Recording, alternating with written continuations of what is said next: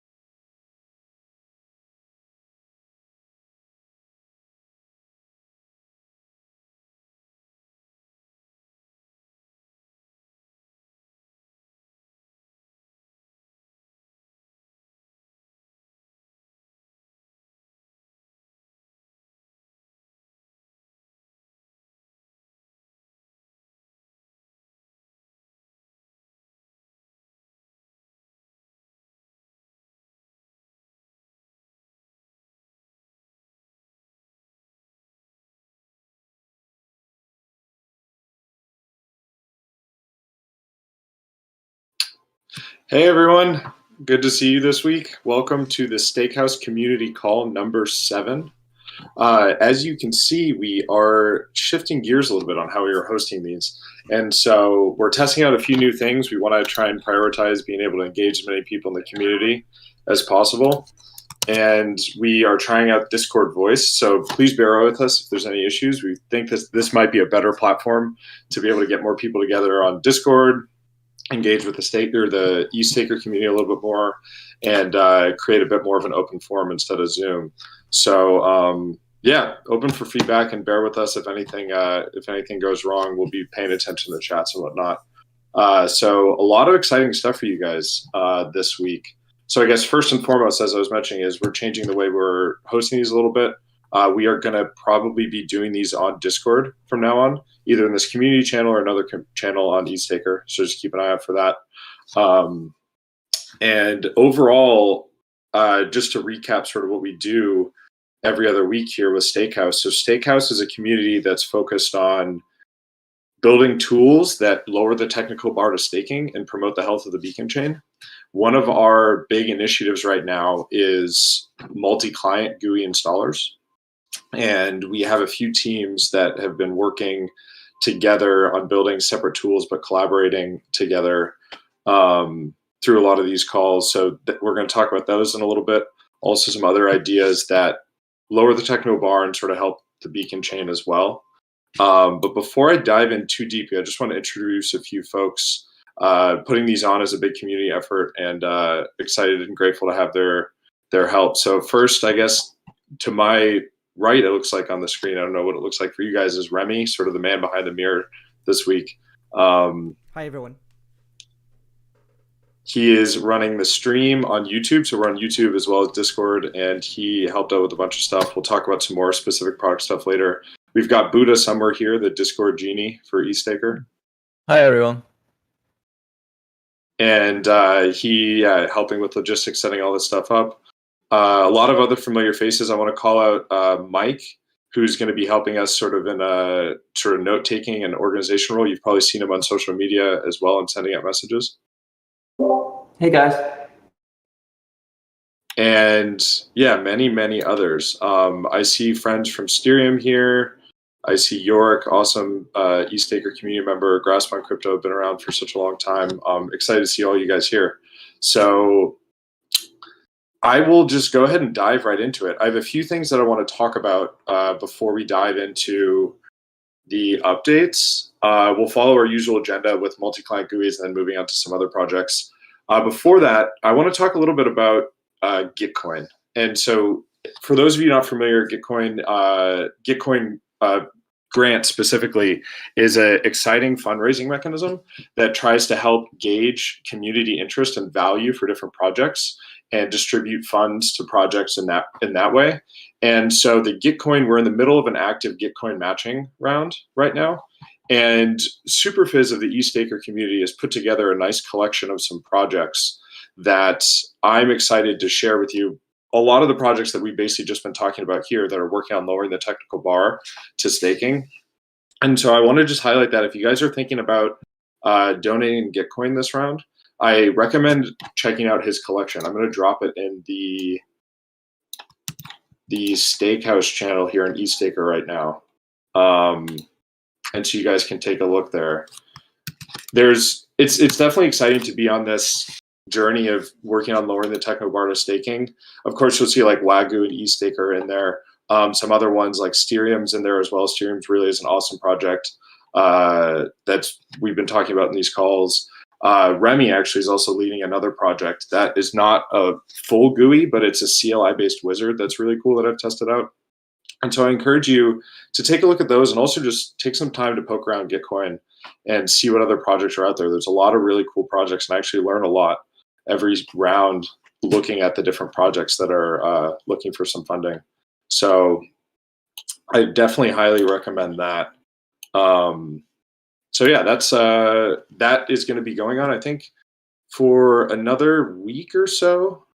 Buddha, Remy, or Mike, or anybody, do you know when Git Coin round closes? Oh, I think for another week. 28th.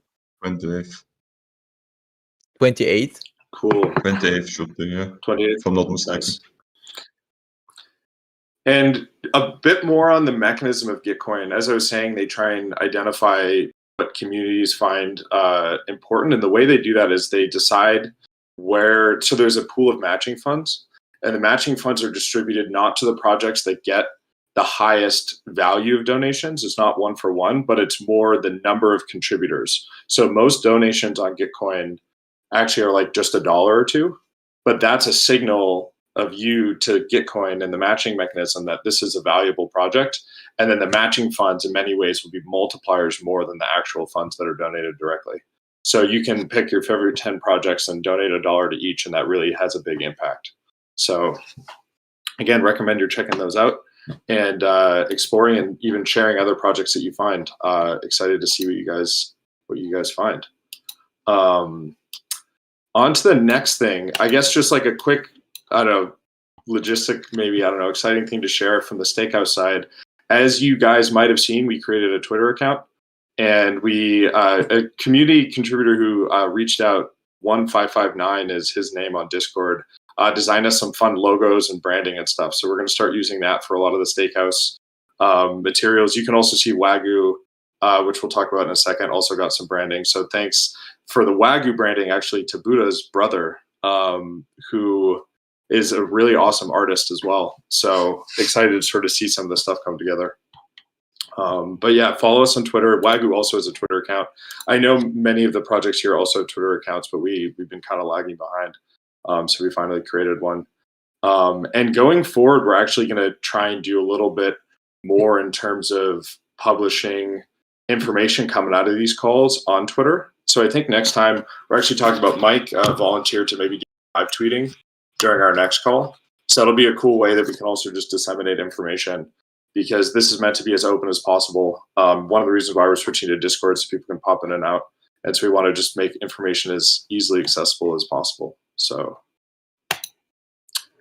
let's see. I mean, that's it for sort of pre-announcements or anything. Anybody have anything that they want to say before we jump right into the normal flow? Just that if someone wants to talk, they should ping me. Some people joined recently, so. Cool. Yeah, we're still working out the fine-grained permissions and stuff on this stage. So yeah, ping Buddha if you want something at any point, or if you have any questions. We'll also be keeping an eye out in the chats. So similar to how we did last time, trying to make this more of a conversation. If you guys have any questions, we will do our best to monitor the YouTube chat as well as the various chats on Discord. So just drop any questions in there, or just ping Buddha and you can come and interrupt us. Sweet. So let's jump right into multi-client GUI challenge projects. I see Styrium here. Do you guys want to kick off the updates? And Mike, do you want to share your screen? You can maybe take some live notes. Hi, thanks. Yes, I thought we will share our screen. Chitchat, could you share some video? Perfect. And for those not familiar, actually, if you want to actually see the screen share, it'll show up on YouTube, but you actually need to go click to watch stream on Discord. So I'm clicking over right now. Yeah, thank you very much. So a quick intro to Styrium.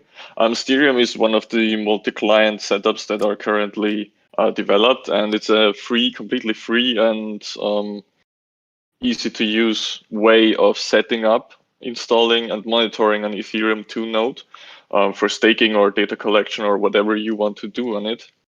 It supports Ubuntu as well as CentOS servers right now, and we're working hard to bring new features to the table.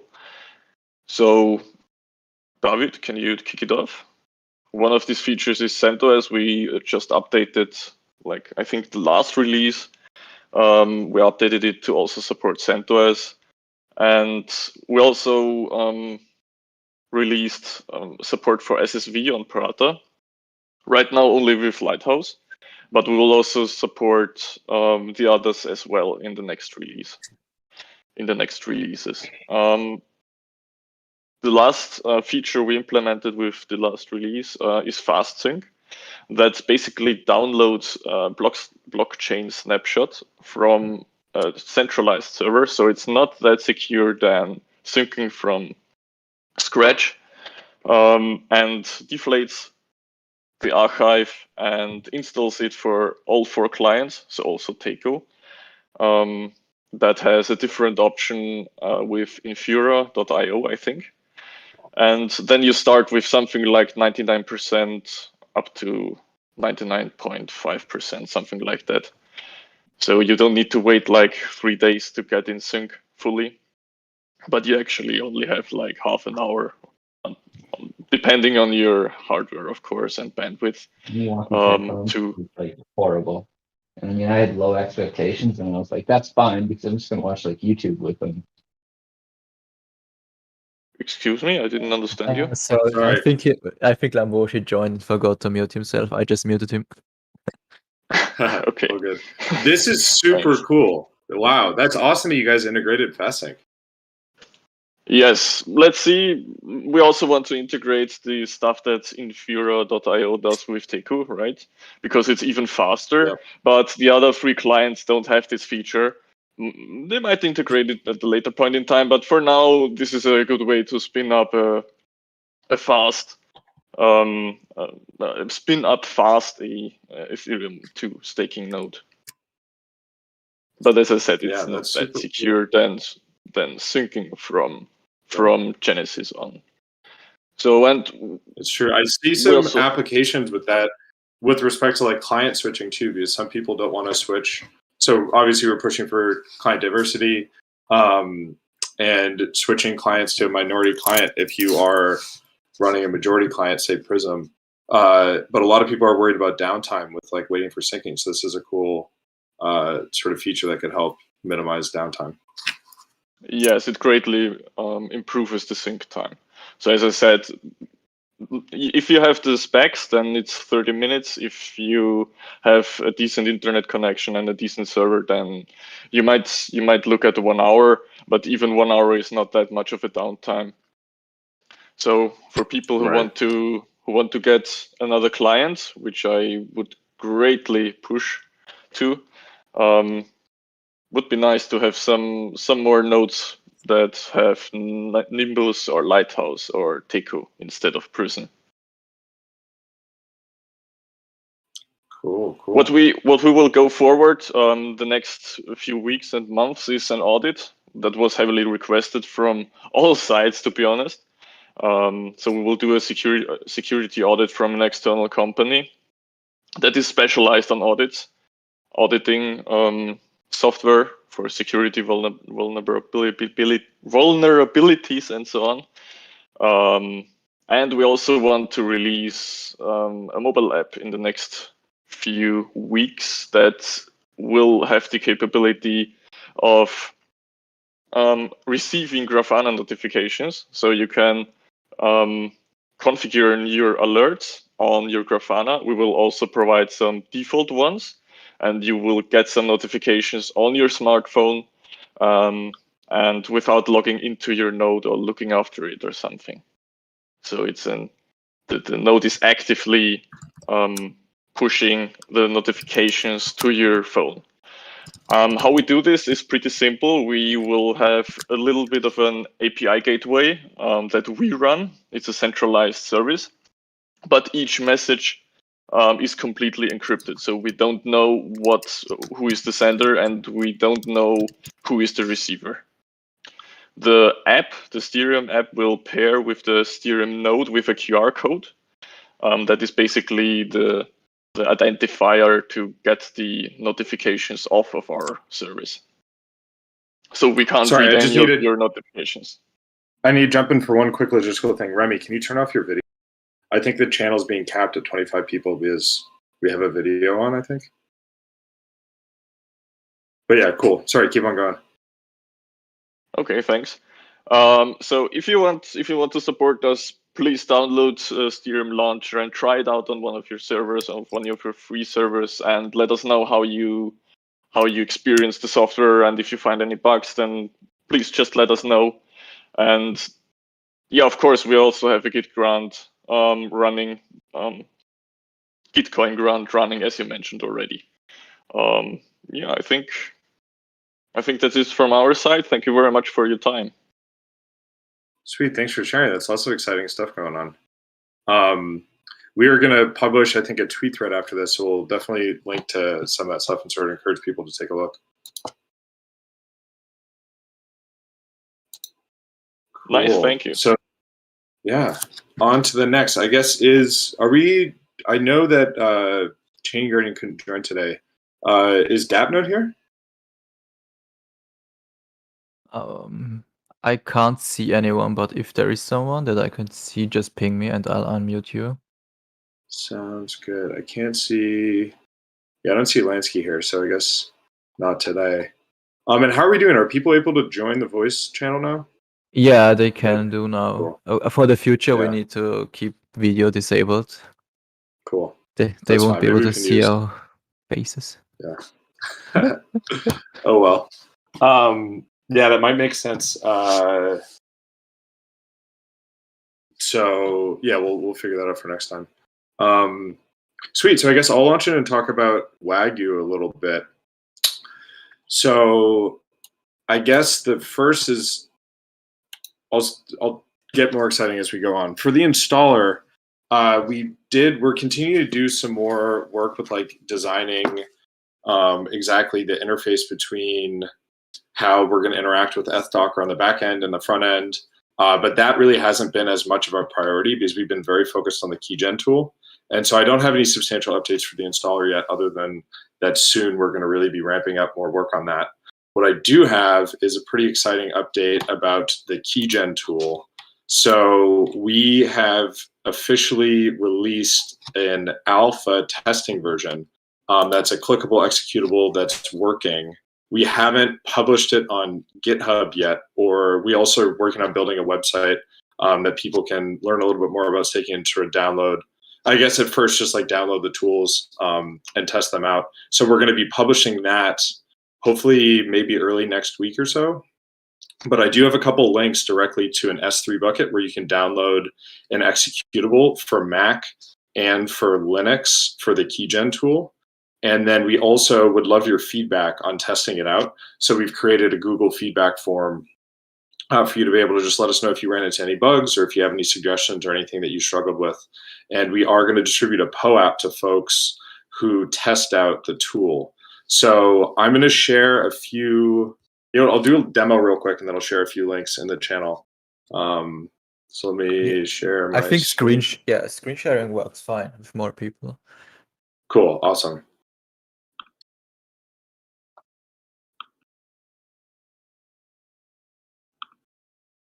So here, everyone, or at least, yeah, Buddha, can you see my screen? Yes, it works fine. Sweet. So as you see here, this is just a Mac OS app. I'm going to click on it, Wagyu Keygen. No command line, as we've been doing for all the other demos. This is the same tool that we've all been looking at and sort of showing you guys. We did a couple updates, new logo, which Buddha's brother designed, which I think is pretty cool. And I'll just take you through. It's pretty much the same demo as we've been showing before. Not too many substantial changes. A few wording changes here. I don't know if the Squanch is on, but he sort of helped with some of the messaging here. Lots of community effort sort of putting this together, different details. Now it's actually supports Mac OS. Previously, I had a hard-coded mnemonic in here, so this is actually building. We are working on a Windows release as well.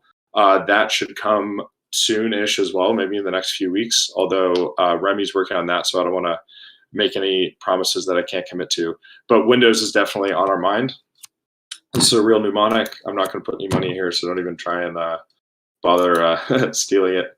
We're just going to confirm it here. Check. Great, it matches. We do the same password checks as the deposit CLI does. Just going to do one key, type in a nice password, click next. I'll pick this keys folder on my desktop. And so you can see there's no keys there now, but we should see them pop up soon. And so the keys are actually being generated behind the scenes now. So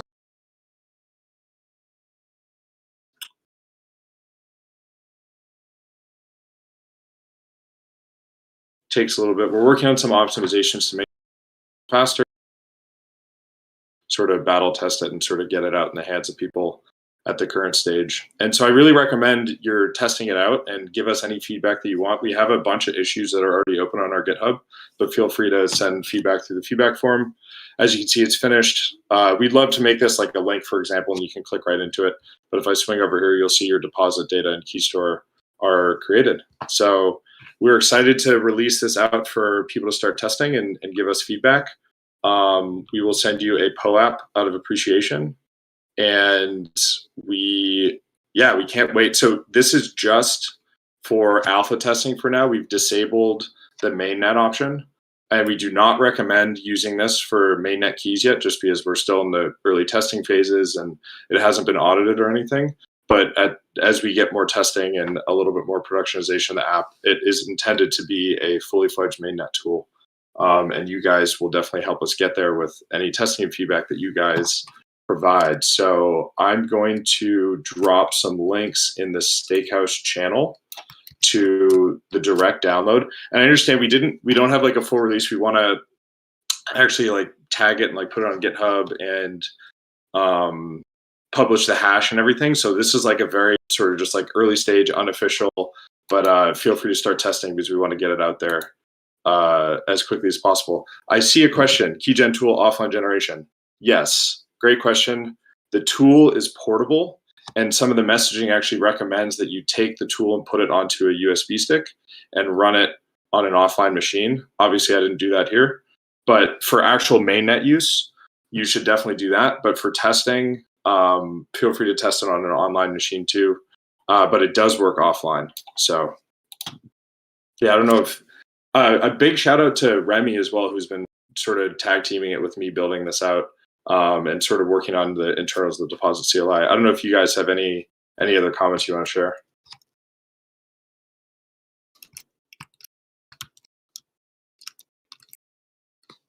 Raspberry Pi, I haven't tested it on a Raspberry Pi, but maybe you can, Daryl, if you'd like to. I'm sure it works. I'm sure it works too. Does it work? We would need an ARM build, though, I believe. But yeah, what's up? How easy is it to create additional keys later on using that tool without overriding the existing or using the same first key? That's a great question, and I'm going to share my screen just for one more second and show you how easy it is. Mind-blowing, right? So again, just click on the app. There's actually two buttons here, create new secret recovery phrase or use existing. If you click use existing, again, pick your network, type in your old secret recovery phrase. That's clearly not it, but whatever it was, you type that in. I'm not going to even bother, but you type it in, then you can pick the starting index and you can generate keys just like with the deposit CLI that will sort of be in the starting index that you specify, and you can reuse your existing mnemonic. So again, any feedback there, especially around like the messaging and the wording of how we word things. Maybe you can just go back and create one and then go to this page just for demonstration purposes. Huda, you are so smart. What would I do without you? Because this was one of the worst UX parts where you create keys and then you want to add validators, but it's hard, or the wording was complicated. But now it's actually really easy. Yeah. So here, this is obviously not the normal flow. I'm just doing this for demo purposes. I grabbed a new mnemonic here. Mnemonic secret recovery phrase, we're sort of using the terms interchangeably, but secret recovery phrase seems to be a little bit more accessible sometimes. This is the secret recovery phrase we just generated. Now we're going to import it. We're working on another screen that will force you to type it in again to make sure you don't have any typos, but that should be coming out soon. Now you can specify a number of new keys that you want to generate, the amount of existing keys that you already have, which really represents your starting index. So it's 0 index. So if I've generated one key before, I have one existing key, my starting index is 1. Presumably I would have generated keys with this mnemonic before. Obviously you see that I didn't but let's pretend I generated one, and then you do a password, and it does the same exact process. Does that answer your question, Grasp on Crypto? Yes, it seems like it could be a little dangerous if there's no check, like fail safes, right? What if somebody creates one that they've already created and imports it into a validator?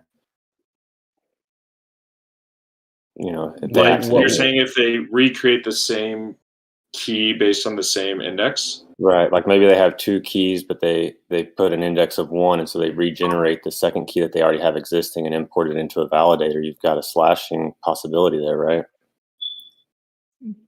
But how is the keychain supposed to know which keys you already own? I don't have the answer there. I was just bringing up what could But I possibly mean, if you import it to the same validator client, I think there are checks that avoid this case. That's correct. Yeah, if you import it into the same one, you wouldn't have an issue. But if they're trying this on a different machine or something, and it would be their mistake, right? And I don't know if there's a way to prevent it. It's just something that I'm thinking of that could happen. Yeah, maybe we could have some kind of third-party APIs where we can check whether the validator corresponding to these keys are online. Oh yeah, if it creates that key, then check on Beacon to see if it's already had a validator or something. Already had an attestation or something. Mm-hmm. I mean, that's above and beyond, but just throwing out possibilities. Yeah, it makes sense. That's something we should definitely think about with the installer as well. Like, obviously, if the client doesn't already check if a key is being used, that's something we should check for. But I think as far as the key gen tool goes, it's a little hard to add anything additional there. But yeah, I appreciate that. Any other questions, or I haven't looked at the YouTube chat in a minute, but how to claim Poep. How to claim Poep. Interesting question. So yeah, why don't we talk about Poep claim for this call? So thank you all for coming, as we aren't done yet, but we will distribute the Poep now if you'd like it. There should be a QR code that appears on the screen of the YouTube chat, and we'll post a claim link, I believe, into the Stakehouse channel. Is that what's best? Remy, do you think, what are you thinking here? You can post the website URL to claim the Poep. Cool. That'd be it. Sweet. Let me go ahead and... Do you have that handy, actually? Let me post it myself. Cool, thanks. So this is going to be the Poep for the community call. Thank you guys for all coming out. And please stick around because we have a few more exciting updates to share. So while that's being posted in the Stakehouse chat, I will just keep on going with some more agenda items. So I think that's it for the multi-client GUI challenge projects. Excited for all these updates. Thanks for presenting, Sirium. That was pretty awesome. Thanks. Now let's talk about some other existing projects. So Mike, can you share your screen again, and we'll sort of go through any notes from the previous call?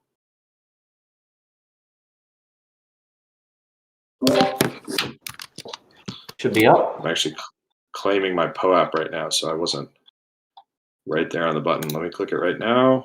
Watch stream. Sweet. I got the updates for the Wagyu team and the Styrium team. So awesome. Nice work. Very cool. Now let's go down to the next session, general projects. So Validator Monitoring. Remy, do you have any updates for us on anything? I know you've been busy with Wagyu, but do you have any updates you want to share about Validator Monitoring? So I've got a few small updates. So I'm still working on the ETH Docker integration, and that's getting along pretty nice. It's not like as reliable as I want it to be, but it's getting along. Cool. Nice. Awesome. And do we have anybody from SSV here? I guess kind of go ahead. That's mostly the blocks team, I think, right? I Yep. know that there are some node operators in here, but I don't think they will be able to give any updates. Maybe Yorick, who's involved. Sorry, I'm multitasking. What do you want from me? We were just talking about SSV, if there's anyone representing SSV, and I think you are the yeah, only one who I can could talk a little bit to that. Sure. Yeah, SSV is still engaged in stabilizing the code. So there was a 0.0.18 released, I think, a day or two ago, which has done great things. I'm not sure it's yet entirely stable. So the issue has been that attestation performance wasn't great. Yet to come as well are the ability to propose blocks and tiny little but important feature, a slashing protection database. So we've had multiple slashings already, completely expected because there's actually no slashing protection DB. Were they caused knowingly, or were they actually accidents? They're caused by the SSV nodes running out of time. So what happens is an SSV node goes ahead and it says, let's start a round, right, for this proposal here, or sorry, for this attestation. And they do, and they agree, and they publish the attestation. And then another SSV node say we have 4, right? 3 of them do it right, and the 4th is a little behind. And so in the next epoch, that one goes and says, I am proposing we should sign this attestation. And everybody's like, sure, that sounds legit, looks well formed, right? Which it is, it's well formed, it's just too late. There's no slashing protection database. So then it goes out a second time, and there you go. Gotcha. Thank you. Yeah. That's a little crazy. But it really early days, right? I gotta say, I'm not throwing shade at the project whatsoever. It's really early days. The testnet started, I think if I can say one more thing, starting the testnet this early was good, because I don't think they would have found this stuff without it. Some of the stability issues that are coming up now, they show up when you even have like 100 validators on a node, right? So even scaling a little bit, there are issues. So the community is being awesome by embracing this and basically giving it the hug of death, and it's necessary for it to become stable. Nice. Yeah. That's great. I guess one other exciting SSV related thing is the steering guys mentioned integrating SSV into steering, which is cool to hear about. That's happening. Yes, right. We already integrated it into our setup, but only with Lighthouse right now. So everybody who wants to participate with the SSV testnet on Prata could just use the Steerium launcher and install it on his server. It just generates all the keys and displays it in the control center. You just copy paste the public key that you need to register your operator with, and then you can also already stake on it with the SSV network. Cool. That's awesome. Can you explain how that's related to Lighthouse? We only use Lighthouse right now as a beacon chain to connect to with the SSV. Right, as a beacon chain to connect to. I yes, get it. Yes, okay. right. I get what you're doing. We are working on it. That we also got the other ones. It's pretty easy, but to have it early out and support the SSV network, because I think the more people join in and give feedback, the better it is for SSV. That makes a lot of sense. Yeah, so thank you for we explaining decided that. We decided to release it a little bit early with just one client, that's and cool. that's Lighthouse right now. Yeah, for the consensus client. Side note, I am running this currently with an HA proxy back-ending to both a Lighthouse and a Teku, and it works great. But you do have to make it active-passive. It gets very, very unhappy if you try and make that active-active. Oh, that's good to know. Awesome. Very cool. Sweet. So do we have any other projects that want to share anything that either have shared before or maybe just new folks that have joined?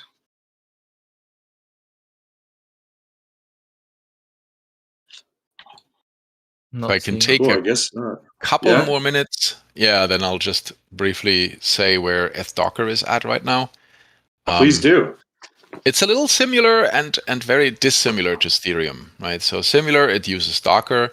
It has some automation built in. Dissimilar, it's quite opinionated about not creating its own images. It only uses the official images from the client teams. So where it's at right now is it does support the Teco rapid sync, which takes a couple minutes. It will not do something like what Ethereum is doing with a fast sync that's custom.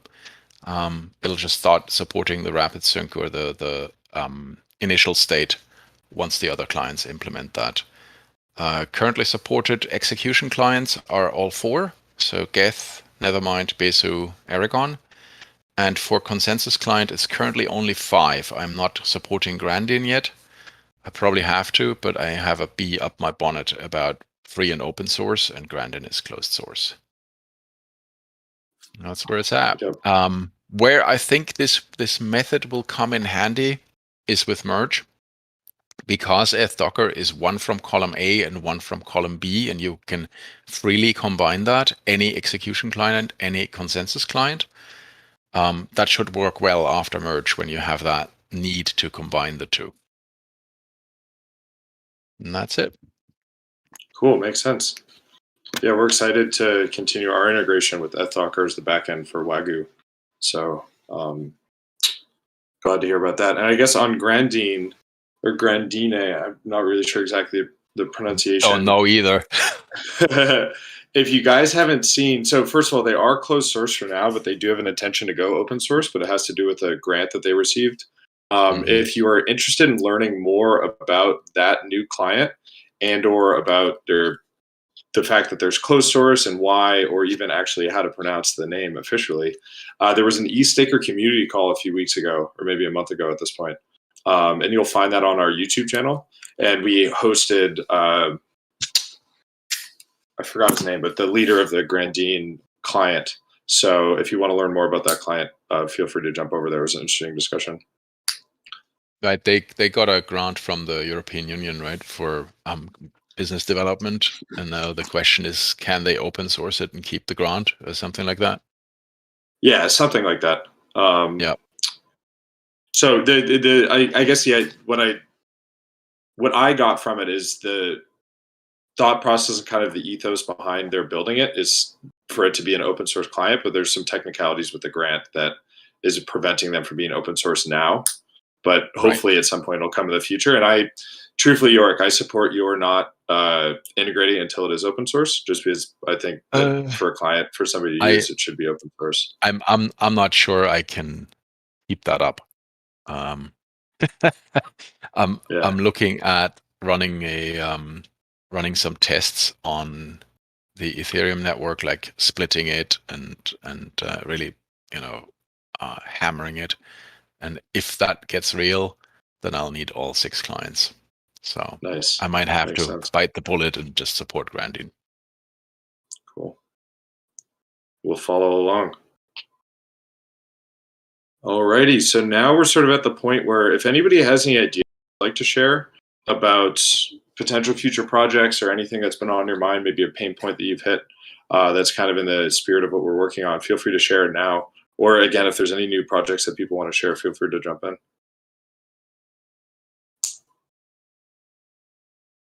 It's totally fine if nobody has anything to say, because that is just why we're here, to be an open forum and to allow space for people to throw stuff out if they want to.